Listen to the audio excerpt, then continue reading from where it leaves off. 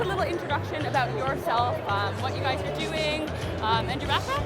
Yeah, absolutely. My name is Lior Kohavi. I'm the Chief Strategy Officer for Cyren. Okay. Cyren is a pure 100% cloud security company, and we have probably serving one of the biggest security industries, you know, the Microsoft, the Google, Zscaler, Checkpoint, and so we have tons of threat intelligence, and we are using our cloud to protect our enterprise customers. Okay.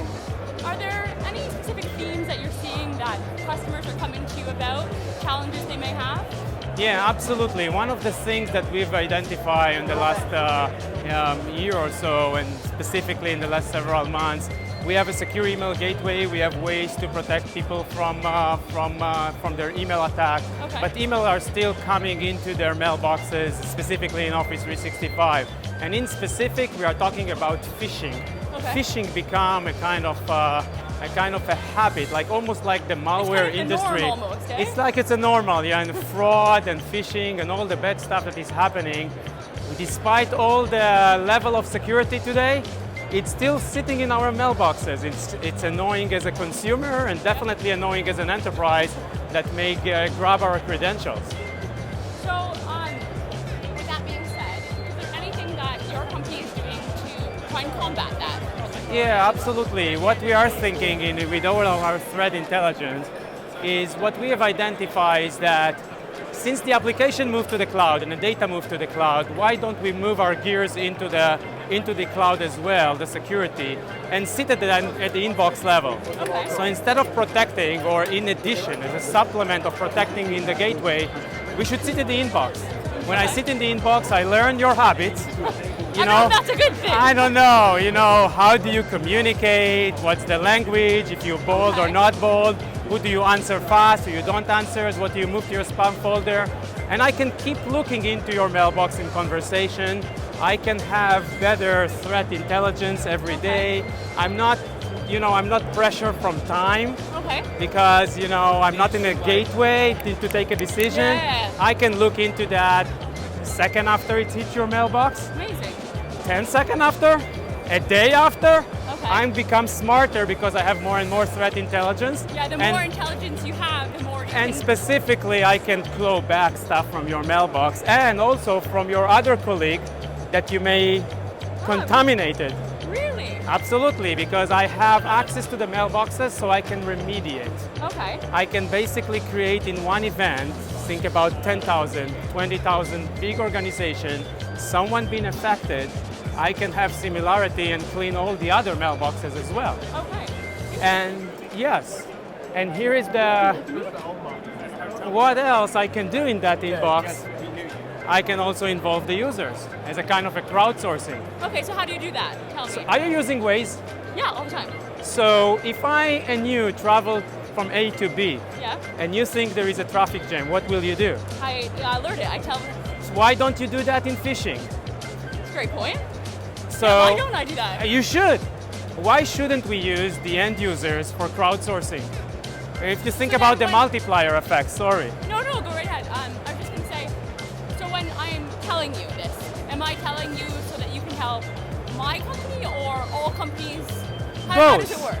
It's both. So basically, with all the respect, I don't know if you're right or wrong, so I need to have a little bit much more crowdsourcing intelligence, right? And I will assess the level of people that are reporting in an automated way with machine learning and AI and all the buzzwords that everybody's talking about it.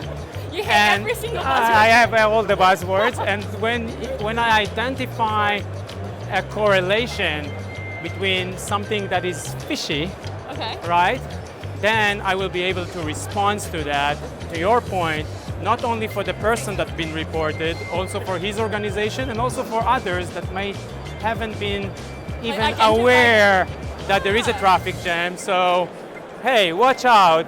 Someone is now attacking Office 365 or Amazon or PayPal or your actually habit of travel agency or so on, right? So I'm aware of that industry. So it's interesting because we're doing that with so many other industries, right? We're crowdsourcing for so many industries. Why haven't we done it? I don't know, you know, because we are not thinking outside of the box. In some cases, we are thinking about, let's educate more people. Okay. Let's educate them, let's train them, let's awareness. I was just going to say, one of the big things I keep hearing is education, training, well, we are not factor. against that. Definitely awareness is good. Yes. It's come from regulations and all of that. And we also heard a lot of people that are saying, hey, if you've been scammed one time as an employee, that's okay. Second time, the third time, you may lose your job. Yeah. That's insane. It is, That's insane. This is meaning that we are all here in this industry and the people are starting to drink. Yeah. You can really see we are doing bad job to protect the bad guys, right? We are just missing miserably, right? We are missing miserably. And the fact is that we are not sharing. We are not sharing the knowledge. We're working inside. The bad guys are using social engineering to the extent of everything that they benefit from that. But we are not using that as well as an end users. We can share more information, and we need a framework to identify that, to do crowdsourcing, to do federations of knowledge between us, and life will be good next year. Hopefully, that people will be able to help to identify the bad stuff. And the most important stuff is that I'm there. I'm at the mailbox. Yeah, nothing bad happened. There, right? So. If you remember 10, 15, 20 years ago, in the endpoint, there was always anti-malware, antivirus. Yeah, always, yeah. Always, right? The idea was, I will protect you when the malware is dropped. Over the years, this industry moved into endpoint detection and response, right? Because it's very hard, so you need to have behavioral. We believe that the same thing will happen in the mailbox. Okay. We'll move into a new category that you needed sitting at the up level to the mailbox detection and response, inbox detection and response. Okay. It doesn't mean that you should not do a better job in protecting. No, we should do much more better job. But sitting at the mailbox and the behavioral there and the ability to remediate, I'm able to take 99% and mitigate the problems and solve the problems from the core instead of sitting at the perimeter level.